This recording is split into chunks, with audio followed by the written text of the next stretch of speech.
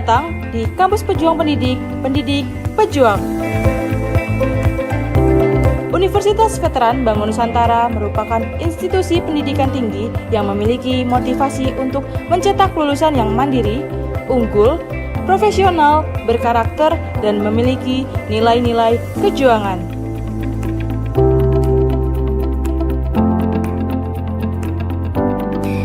Saya Rektor Universitas Veteran Bank Nusantara, Profesor Dr. Farida Nugrahani Magister Humaniora.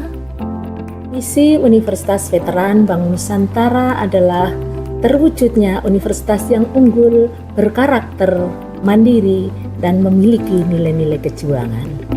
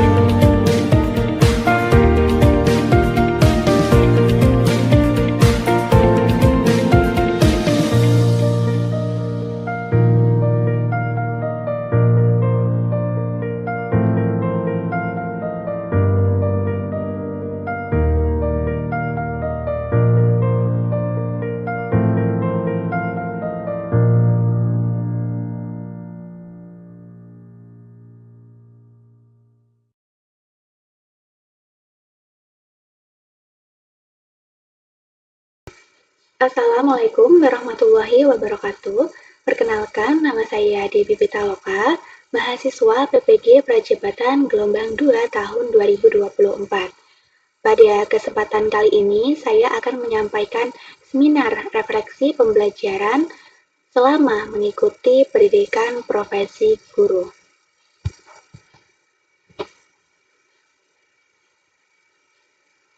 Presentasi kali ini akan membahas mengenai 7 poin utama, yaitu yang pertama mengenai identifikasi diri, yang kedua mengenai review mata kuliah, kemudian yang ketiga mengenai pengalaman paling bermakna, yang keempat mengenai desain pembelajaran, yang kelima mengenai artefak dan produk pengembangan artefak, dan yang keenam itu mengenai rencana tindak lanjut, dan yang ketujuh itu mengenai paradigma terhadap makna guru.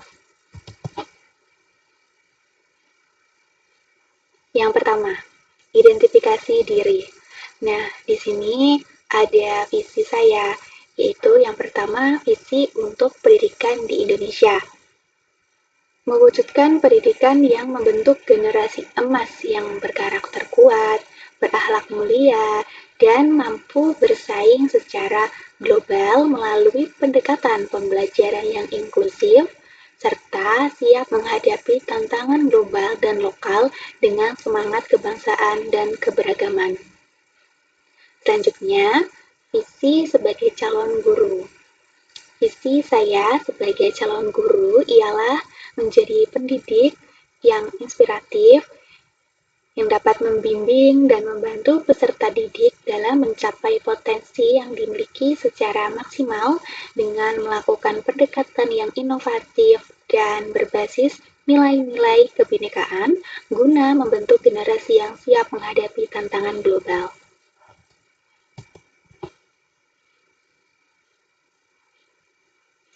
Kemudian, langkah untuk mencapai visi. Di sini, saya mencantumkan 5 langkah untuk mencapai visi saya. Yang pertama, yaitu meningkatkan kapasitas diri sebagai calon guru profesional dengan mengikuti pendidikan profesi guru dengan baik. Kemudian langkah yang kedua, mengikuti pelatihan yang berkaitan dengan peningkatan kompetensi seorang guru profesional. Yang ketiga, menerapkan karakter profil pelajar Pancasila dalam proses pembelajaran. Langkah yang keempat, menggunakan media pembelajaran berbasis teknologi. Dan langkah yang terakhir, yang kelima, yaitu menggunakan model, metode, dan pendekatan pembelajaran yang berpusat pada peserta didik.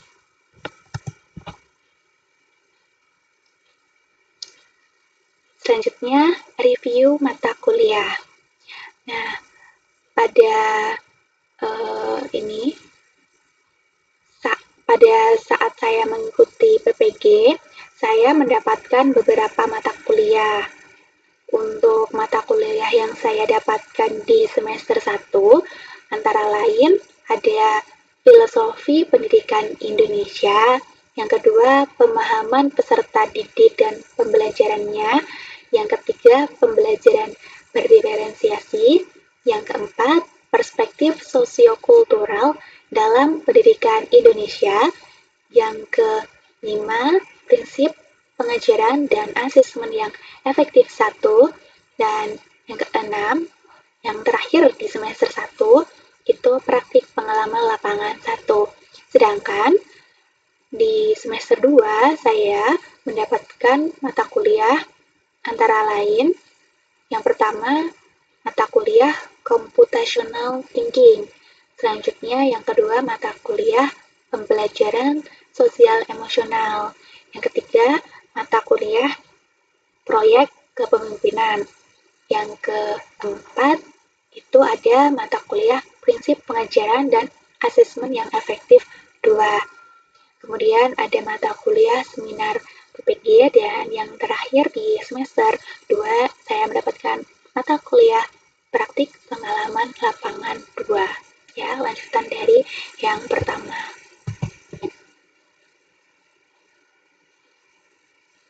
Pada presentasi ini, saya akan mereview 5 mata kuliah yang telah saya pilih, yaitu yang pertama, mata kuliah Filosofi Pendidikan Indonesia.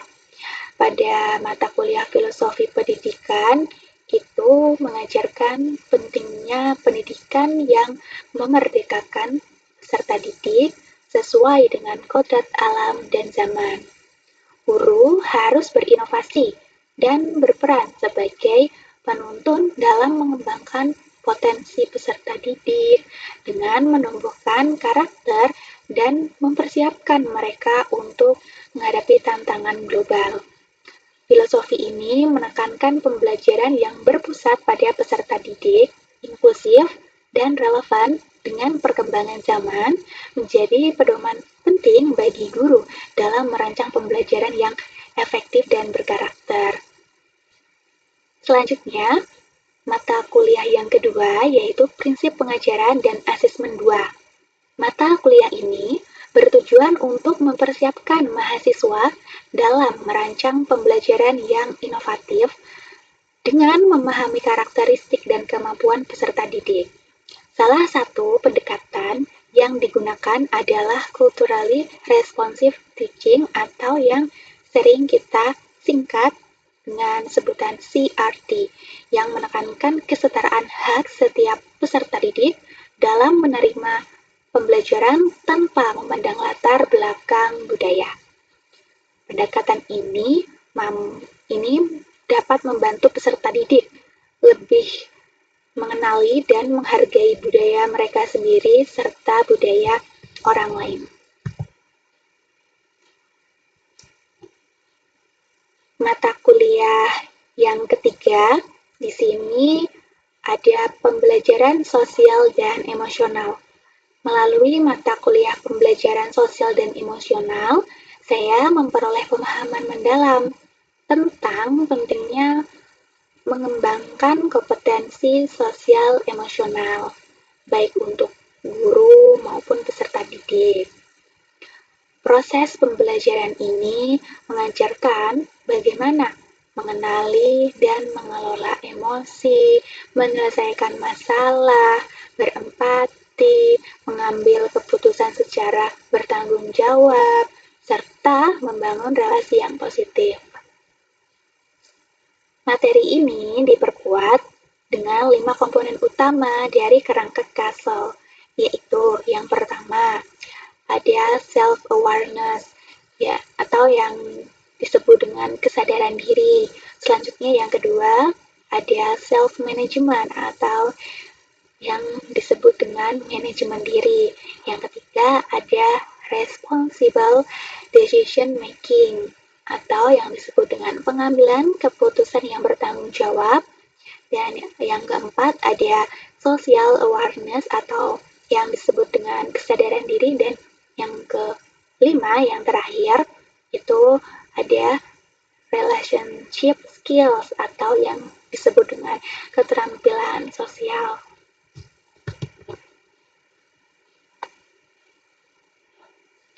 Selanjutnya adalah mata kuliah perspektif sosiokultural. Nah, pada kuliah perspektif sosiokultural ini menekankan pentingnya pendekatan yang memperhatikan konteks sosial dan budaya peserta didik dalam proses pembelajaran. Salah satu konsep utama yang diajarkan adalah scaffolding, yaitu memberikan dukungan bertahap kepada peserta didik dan secara bertahap pula mengurangi dukungan tersebut seiring dengan perkembangan kemampuan mereka.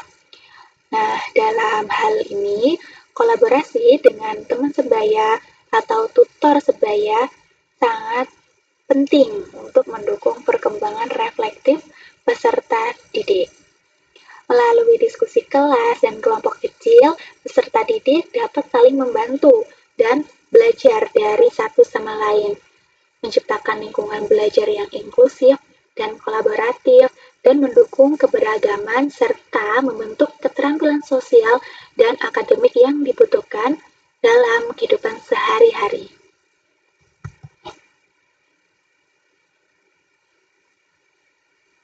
Kemudian untuk mata kuliah yang terakhir yaitu praktik pengalaman lapangan 2. Nah, pada kegiatan PPL 2 ini, saya memperoleh kesempatan untuk mengenal lingkungan sekolah beserta sistem manajemen yang ada di dalamnya. Saya dapat mengamati secara langsung proses pembelajaran yang dilakukan oleh guru, serta menjalani praktik mengajar di kelas dengan arahan dari guru pamong dan dosen pembimbing lapangan. Pengalaman ini juga memungkinkan saya berinteraksi langsung dengan peserta didik dalam konteks pembelajaran. Selain itu, saya mendapatkan wawasan dari guru pamong dan wali kelas mengenai karakteristik peserta didik yang menjadi acuan penting dalam menyusun perangkat pembelajaran selama praktik pembelajaran terbimbing dan mandiri. Nah, keseluruhan proses ini memperkuat pemahaman saya terhadap teori yang telah dipelajari pada mata kuliah lain, terutama terkait dengan penerapan pendekatan, strategi, model, dan metode pembelajaran dalam praktik nyata.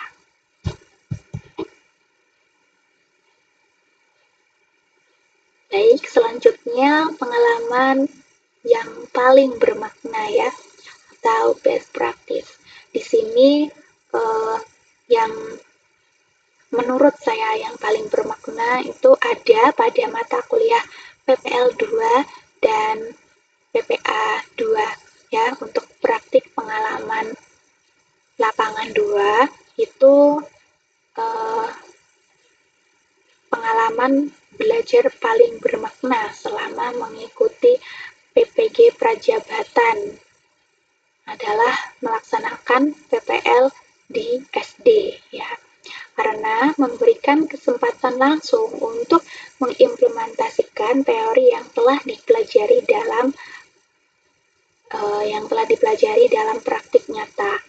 Nah, melalui penyusunan perangkat ajar, pemilihan media, model, dan pendekatan pembelajaran yang sesuai, serta praktik mengajar secara langsung, saya dapat memahami tantangan di kelas dan mengenali karakteristik peserta didik secara lebih mendalam. Tentu saja dengan bimbingan dari dosen pembimbing lapangan atau DPL dan guru pamong atau GP juga sangat membantu dalam mengembangkan teknik mengajar yang efektif. Melalui siklus terbimbing dan mandiri di PPL 2, saya semakin banyak belajar dan terlatih sebagai calon guru serta lebih siap menghadapi situasi nyata di dunia pendidikan.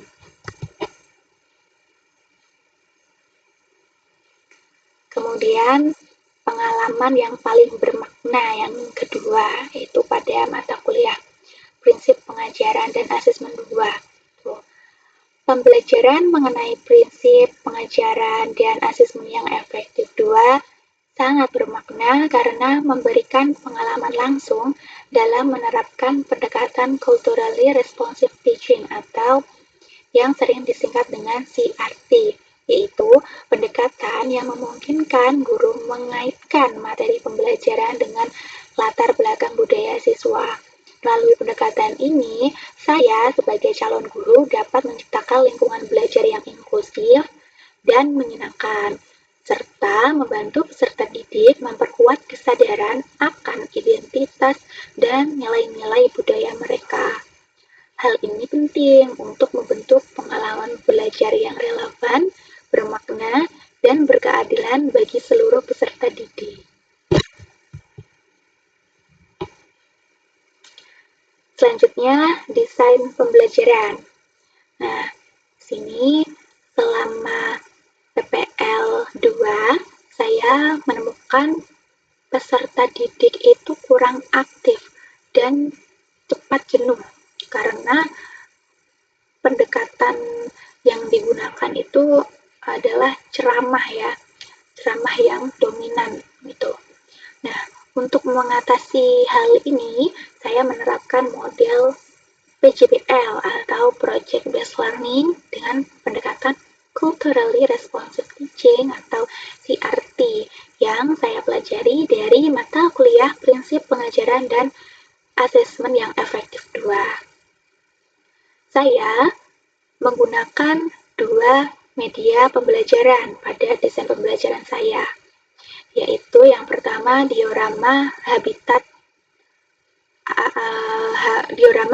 berbasis AR atau augmented reality ini tuh berbasis digital dan diorama rantai makanan yang ini medianya tuh kontekstual.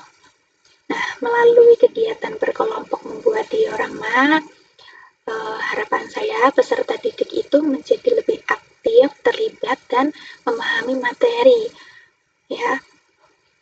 dengan cara yang menyenangkan dan bermakna. Kemudian di sini ada artefak pembelajaran.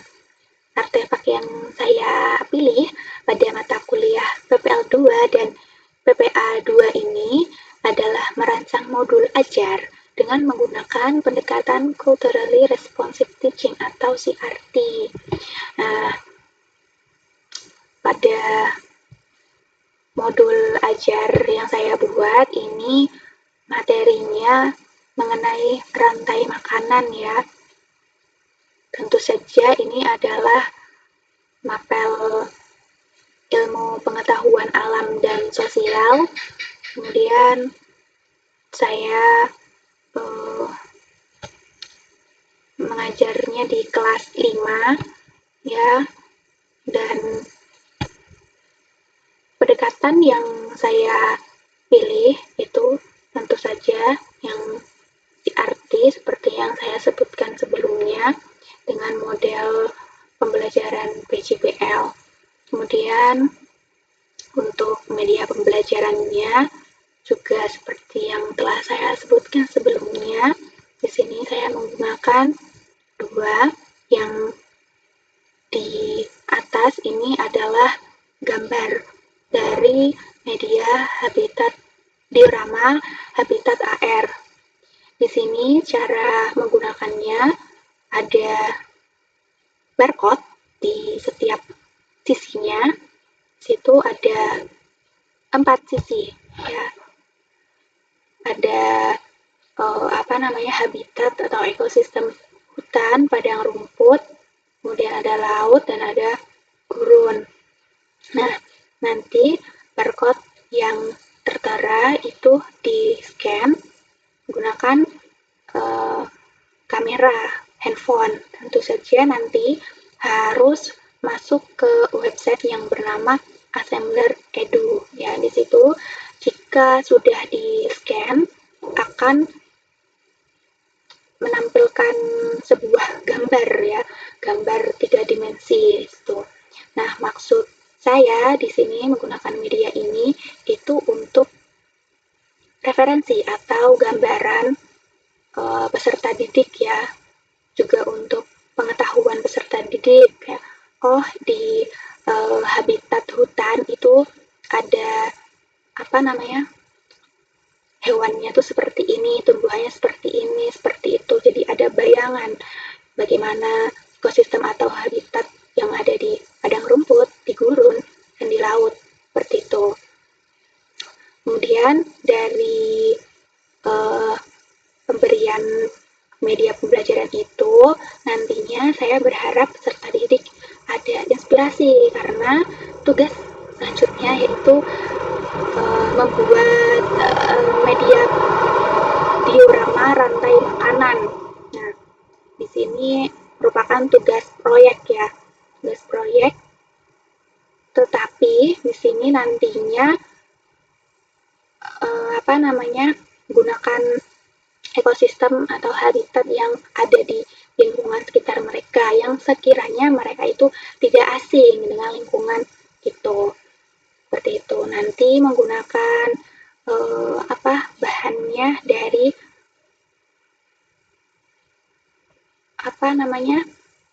styrofoam.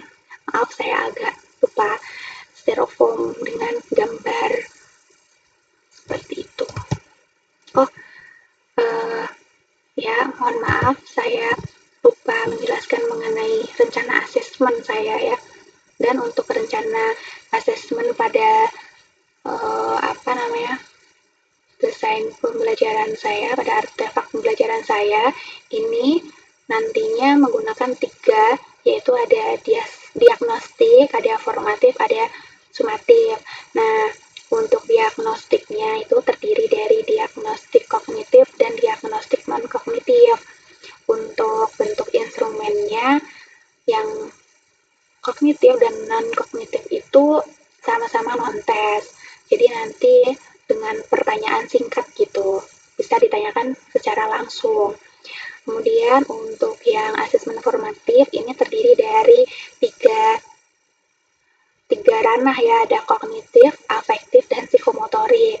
Nah, untuk yang kognitif ini nanti berbentuk tes ya, berupa mengerjakan LKPD ya, secara berkelompok. Kemudian dari mengerjakan LKPD nanti akan dinilai penilaian sikap ya, sikapnya bagaimana, itu masuk ke afektif, penilaian afektif, seperti itu. Terus selanjutnya, selain penilaian sikap dalam pengerjaan LKPD juga dinilai bagaimana hasil produknya, bagaimana dioramanya itu nanti. Itu jadi masuk ke psikomotorik, penilaian keterampilan, seperti itu. Dan yang terakhir ada asesmen sumatif. Sini berupa mengerjakan tes ya. Tesnya itu adalah soal evaluasi, seperti itu. Kemudian di sini produk pengembangan artefak. Nah,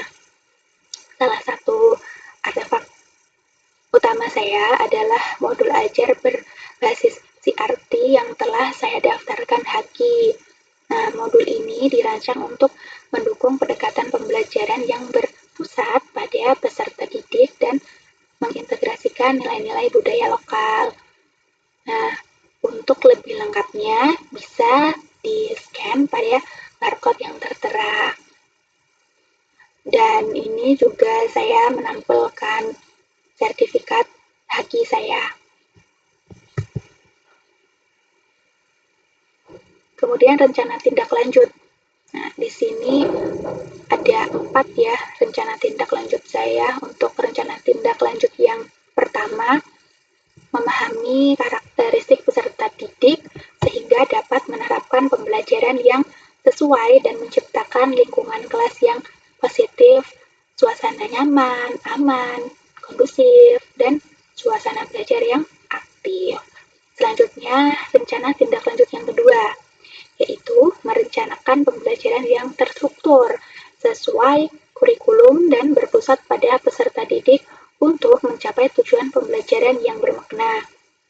Kemudian, rencana tindak lanjut yang ketiga, mengembangkan media pembelajaran yang dapat menumbuhkan minat dan ketertarikan belajar peserta didik. Nah, untuk rencana tindak lanjut yang keempat, itu harus belajar mengembangkan diri dengan mengikuti webinar atau pelatihan untuk meningkatkan ilmu pengetahuan dan keterampilan.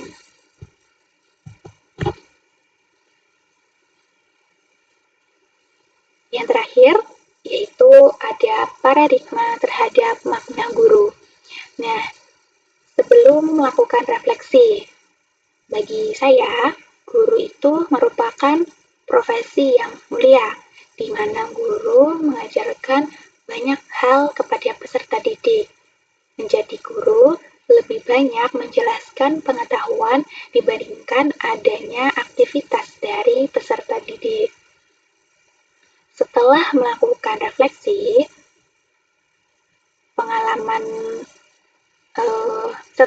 setelah merefleksikan pengalaman belajar, guru merupakan pekerjaan mulia yang harus melibatkan hati, harus ikhlas ketika mengajar. Makna guru itu bukan hanya sebagai pendidik atau pengajar saja, melainkan sebagai motivator, sebagai fasilitator, serta teladan atau role model dalam belajar.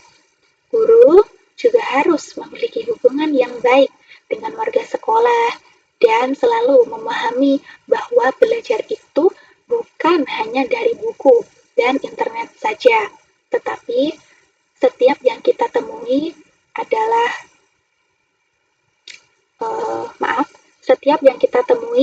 seorang guru, setiap tempat yang kita datangi adalah kelas, dan setiap kejadian yang kita alami adalah pelajaran. Baik, sekian presentasi dari saya. Semoga bermanfaat. Kurang lebihnya saya mohon maaf.